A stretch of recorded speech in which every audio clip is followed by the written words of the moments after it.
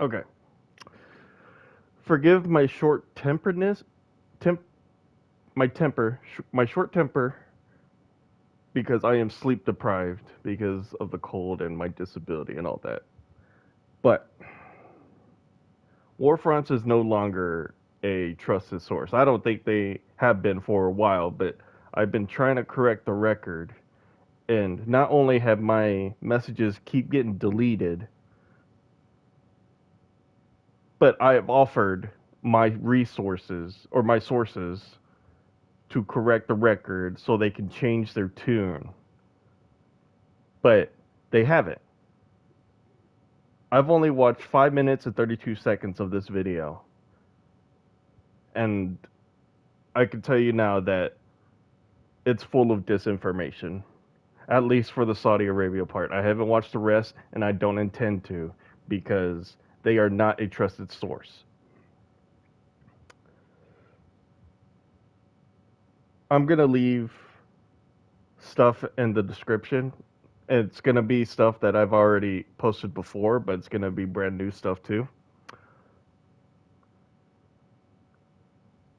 You're just full of shit. I'm sorry to say, Warfronts, but your entrapment on the British Isles has blinded you to being a mouthpiece for the United States and the UK. The way you frame what I'm about to play you guys is straight up fiction.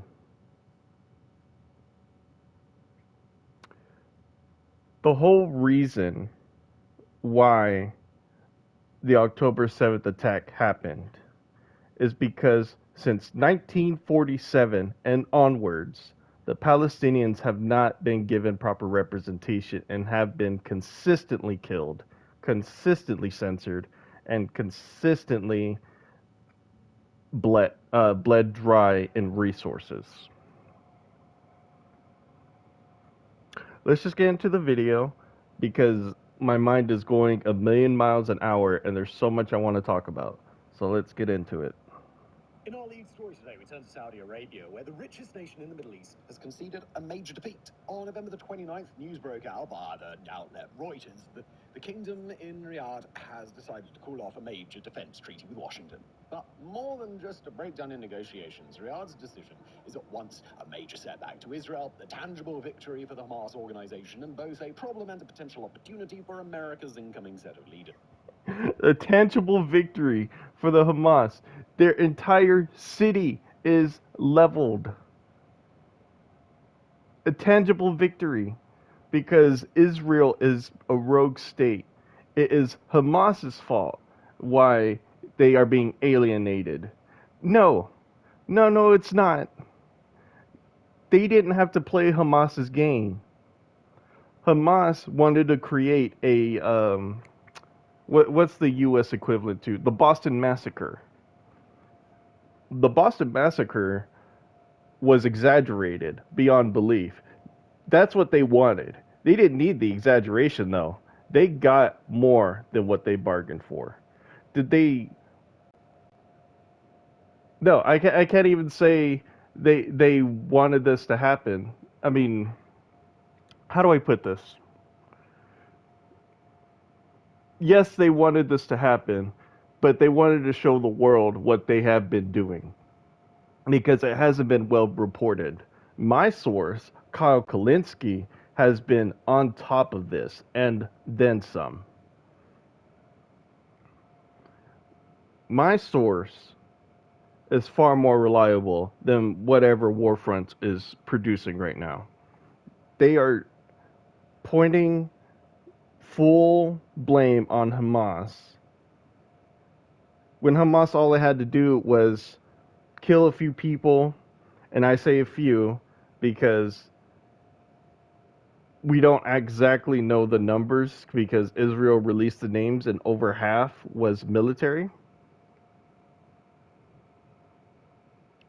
So, yes, they killed civilians, but they didn't get nowhere near close to 1,000, let alone 44,000, let alone the higher estimates of 180,000.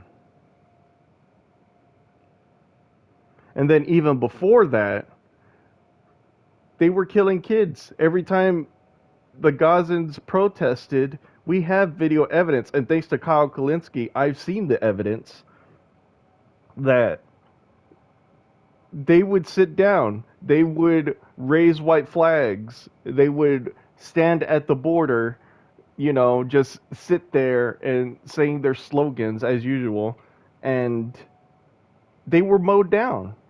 They were killed in mass numbers. There, there are reports and videos show of people in wheelchairs getting shot. And we know, of course, kids being shot as well, hospitals being bombed. This is not Hamas's fault. Hamas played a game they shouldn't have, for sure.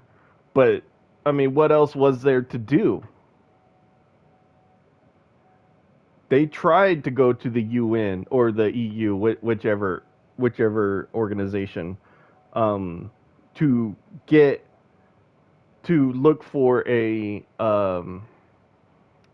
political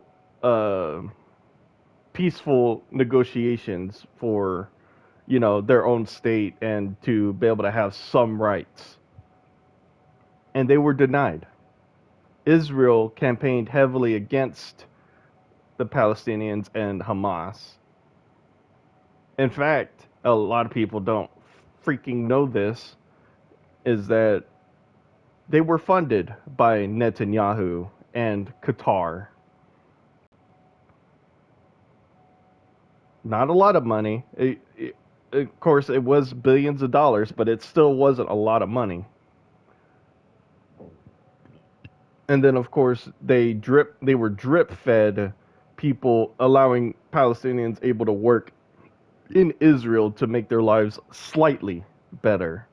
But they offered what was it? It was between 25,000 per year they allowed in as visas. I don't even know if that's an add-on to the 25,000 or 40,000, whichever number it is. I don't know if it's 25,000 every year, where it's 25,000, now it's 50,000, now it's 75,000, or if it was strictly 25,000 and then those visas expire and they would allow another 25,000, whether that's the same visa or a different one. Understand, before October 7th, the unemployment rate was around 63%. Unemployment, not working, not making money. 63% of 2 million. What do you expect to want them to do, war fronts? The way you're reporting this sounds like you're pro-colonialism and you haven't moved on from your counterparts when you owned an empire where the rising sun didn't set on your empire. Sounds like you still got that. When the news broke, it was via a number of conversations between Reuters and several defense officials, 2 from Saudi Arabia and 4 from the global West, meaning the US, Europe, and the major allies. According to those sources, Saudi Arabia had chosen to call off a massive defense deal with the United States, and one that could have changed the entire makeup of the Middle East. Under the treaty that... And look, anything that I'm going to say on this part is null and void, because this is our politics. But I do not know why we are allies with Saudi Arabia. Saudi Arabia threatened a couple of countries with another 9/11 attack. I still remember, in which I'll make its own post. But Saudi Arabia threatened Canada's needle building. They tweeted it. The government tweet itself tweeted about the launching a plane into the needle, and said this can happen to you if you don't agree with this treaty. I don't remember what it was because it's been a while, but I still remember the image, so I'll definitely find that. It's not hard to find. Um, but I don't know why we deal with Saudi Arabia. We definitely make enough oil for ourselves and for many nations of the world. We don't need Saudi Arabia. I don't know why we keep giving them weapons. Europe attempted to secure, the oil-rich kingdom would have been granted direct military protection from the United States and guarantees that the US would defend Saudi Arabia if it were to be attacked on par with what America promises Japan or South Korea. Saudi Arabia would have been granted access to highly sophisticated American weaponry, likely including fifth-generation F-35 fighter jets and artificial intelligence technology, and while it wouldn't quite rise to the level of a NATO-style mutual defense treaty, it would have come close. In return, Saudi Arabia would have stopped purchasing defense equipment from China, restricted China's ability to be part of Saudi. Again, with the China thing, China has not good equipment. If they purchase China equipment, the next war they're fucked. I'm sorry. I mean, without the United States backing them, of course, because we definitely will. Like with Israel, they would definitely lose the war with Gaza and with Lebanon if it wasn't for our three goddamn navies, three fleets in the Red Sea area trying to take on Yemen, which they can't even take on Yemen, which is embarrassing. We have like 40 to 80,000 troops on land in the Middle East right now. This is ridiculous. Affairs, and most importantly of all, normalized his diplomatic relationship with Israel. Normalization with Israel has been a major thrust of US and Saudi policy since all the way back in the first Trump years.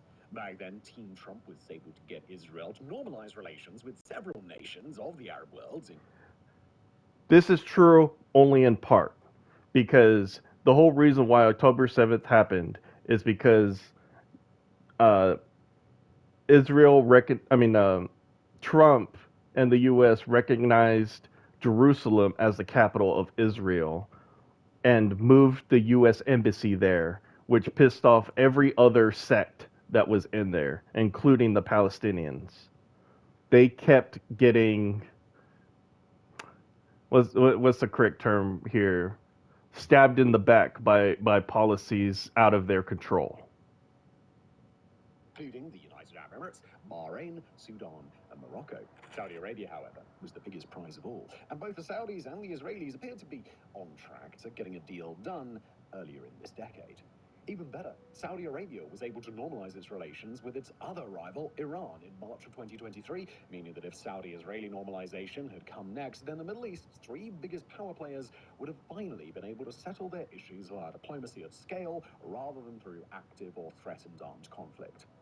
This is what I've been saying across the internet, which I'm sure you can find it somehow. It's messages, so I don't know how much YouTube keeps track of all my messages, but I've been saying that the U.S. needs to get out of the Middle East. Let the Middle East deal with its own shit.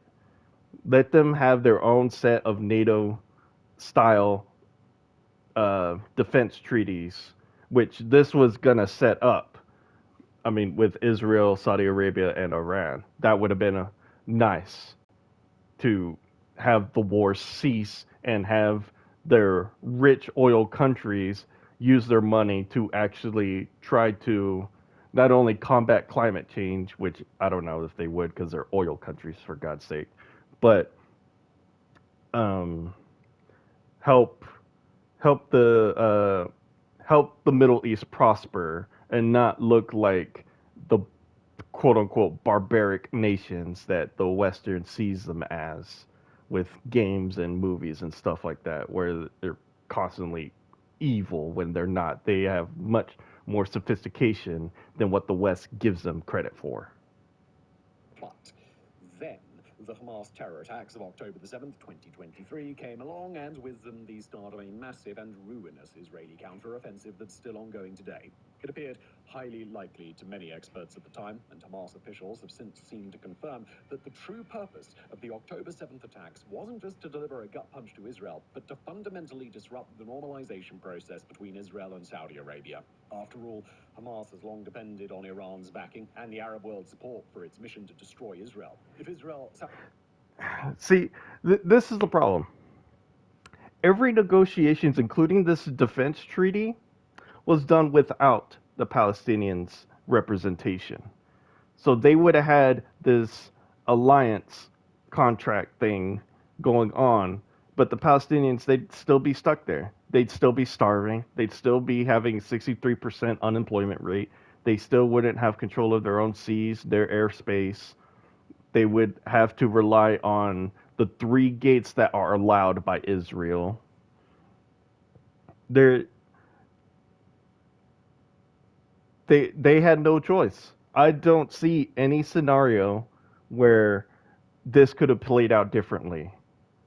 They've tried. They've tried the peaceful way. They've tried the military way, which ended up backfiring horrifically. But I mean, the world sees what Israel is.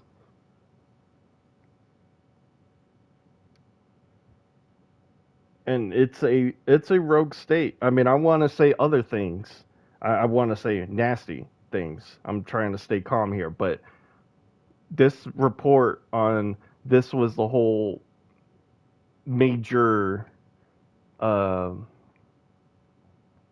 like they wanted to ruin this deal. It's because they weren't represented. Every deal that they tried to make, they were cast down. I mean, like I said, I'll post it below, but a lot of money flew to the UN from Israel to dissuade any uh, negotiations with the Palestinians and Hamas. Like this conflict was gonna happen. There is no way to avoid it. There's no scenario that I see that could have stopped this destruction, this slaughter of people. It's like in, I mean, to compare it to World War II, there was no appeasing Hitler. No amount of, hey, we'll let you have this. Hey, try not to push too far. Hey, you know, like when like I understand the positions of the countries during that time because they didn't want another World War One. They were tired, and it's only been 20 years, so they didn't want to see that mass destruction again. But how do you how does one go from being genocided to doing a genocide? Like as soon as they got their new home in 1947, they started pushing the Palestinians out and started killing them and started blockading them, and it was just a extremely slow avalanche that finally came to its apex here in the 21st century. Saudi Arabia and via the Saudi link Iran were all able to get along peacefully, then Hamas would at best become irrelevant.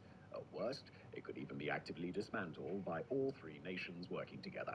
Instead, it was in Hamas's interests then, as it's in Hamas's interests now, to not only ensure that Israel is wrapped up in a civil conflict with its Palestinian population, but to provoke Israel into as crushing, comprehensive, and violent a response as possible.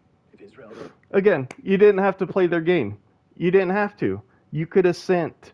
You're talking about 30,000 fighters, 157 miles of a city, versus 400,000 with the backing of the greatest military might in the history of mankind.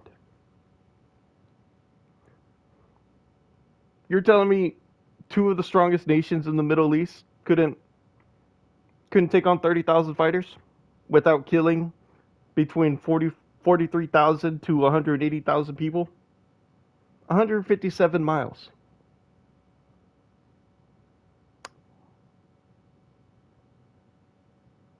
I don't know about you, but that's between bottle rockets versus a 1,000 pound bomb. There's a power discrepancy here. One has a navy, an air force, armored divisions, and a well trained military. Well, supposedly well trained. You should see the videos, how they rep- celebrate their war crimes and shoot at buildings, at empty buildings and civilians. But you have, like, I'm dumbfounded. I'm dumbfounded. You didn't need to go slaughter. 400,000 troops is more than enough to move in to 157 miles of the city and go into building to building, find the tunnel entrances, and blow them up with small, like C4 or whatever it would take. Not 1,000 pound bombs that level several buildings and, just launching expensive $1 million missiles at buildings that definitely weren't holding Hamas or um, had civilians in them. This war could have ended in a year, for sure, easily. Is house to house fighting deadly and excruciating? Absolutely. You're supposed to be trained for that.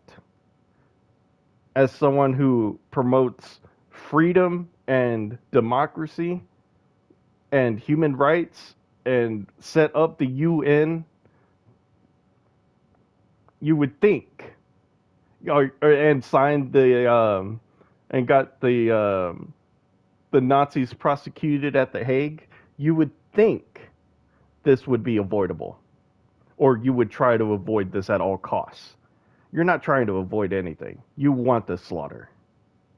Did that, then it would inadvertently create optics issues for Saudi Arabia that would be prohibitive to a normalization agreement.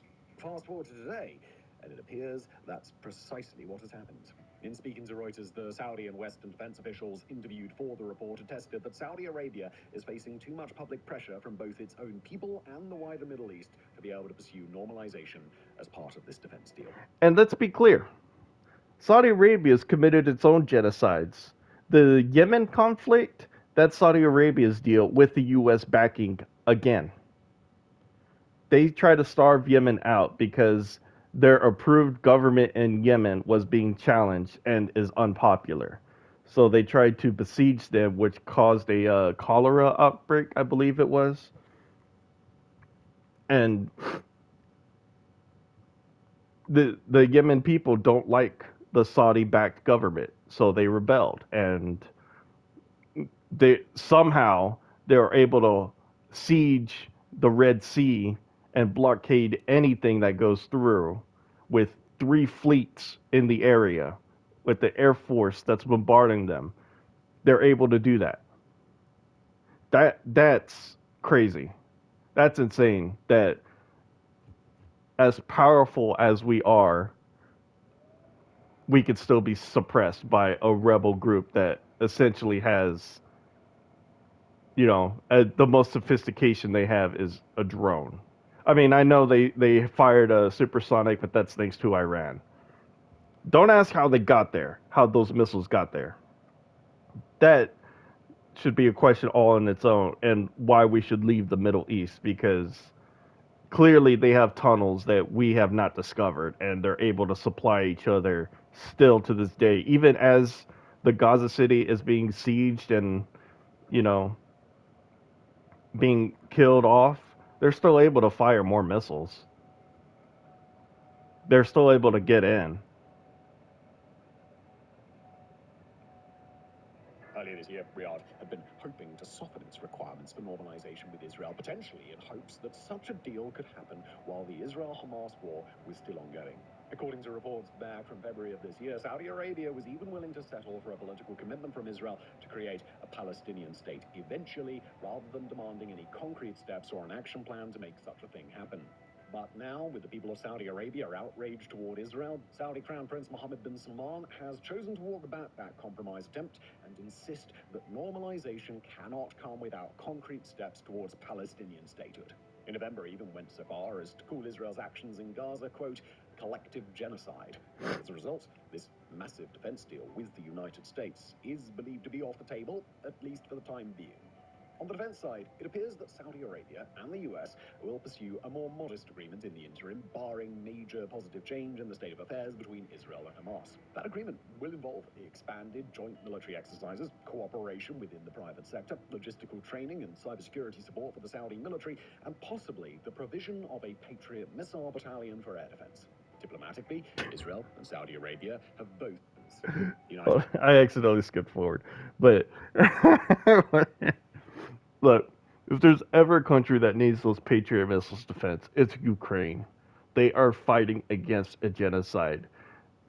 The Israel has the Iron Dome, and the whole reason why the Iron Dome is starting to fail is because they have been consistently getting rocket attacked. They don't need another. Oh, hold on. I think I got that confused. Sorry. That's Israel. Saudi Arabia has a lot of weapons as well, advanced weapons. They don't need an air defense. They are not enemies with Iran. They are confrontational towards Iran, but they're not enemies. It's no different than any other nation that borders each other. They're not allies. They just see um, what do you call it? There's no such thing as friends between neighboring countries. Only what can they do for that nation. I'm starting to go brain dead, so let's finish up. Saudi Arabia have both been dealt a defeat, forced to give up for now on both the major symbolic victory of normalization and the very real economic windfall it probably would have brought both nations. The United States has not just lost its chance at a foreign policy victory, especially for the outgoing Biden administration, but has suffered a setback in its attempts to keep a critical global oil producer out of Beijing's sphere of influence. Beijing sphere of influence. Yeah, I guess if you fall for the Chinese knockoffs. Um, so that's pretty much it. That's the segment that pissed me off. Um, feel free to keep watching them as it's a good summary of the world's ins and outgoings. But you got to do more research than just watch this trash video. When you hear something, you have to look it up. And because I cannot comment on this channel because it gets censored and deleted, I can't correct the record. I can't offer a counterbalance to any information, which is why people fall for idiots like Trump or, you know, vote blue no matter who type of slogans. Make America great again. They both suck. But that's because people are fed this information, and when people try to counter, they are censored, they are blocked. The way the way information is being told now, the person that takes in the information has to be smarter. There is no way to naturally be fed the correct information. You have to go out and look at the information yourself. And because people are not only have gotten lazy thanks to YouTube Shorts and Twitter being the, you know, 200, 300 character thing, or as for me, I'm on Blue Sky now, um, you know, having the 300 character limitations, uh, you can't People are getting used to being fed snippets of maybe factual information. And because of that,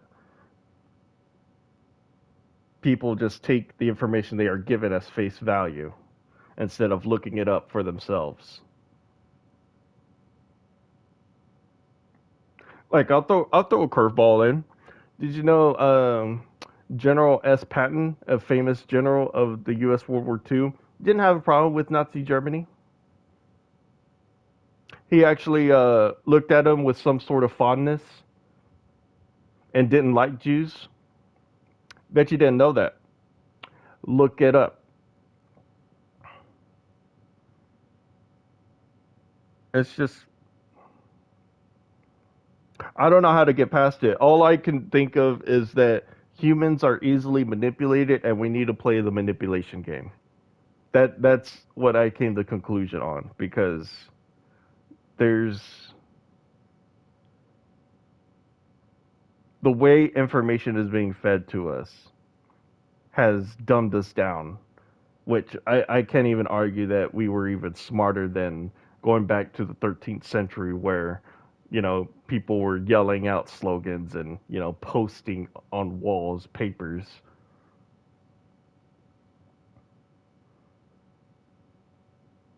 I have no answer, and it's just frustrating. But hopefully, those who see this will actually click on the links I'm going to post below and actually do their own research separate from my links to make sure I'm correct. Because I don't know everything, obviously, especially with me having brain meltdowns and not able to think correctly and me being sleep deprived, especially now during the winter. Um, my brain slips, absolutely.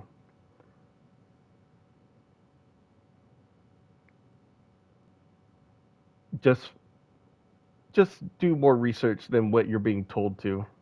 That's that's what you need to do because if not, you're going to be manipulated easily because the information that's being fed to you isn't the full story. It's not even close. You cannot just accept what people are being what people say to you. You have to do deeper research than what you read on a tweet, doom scrolling, what is said on TikTok.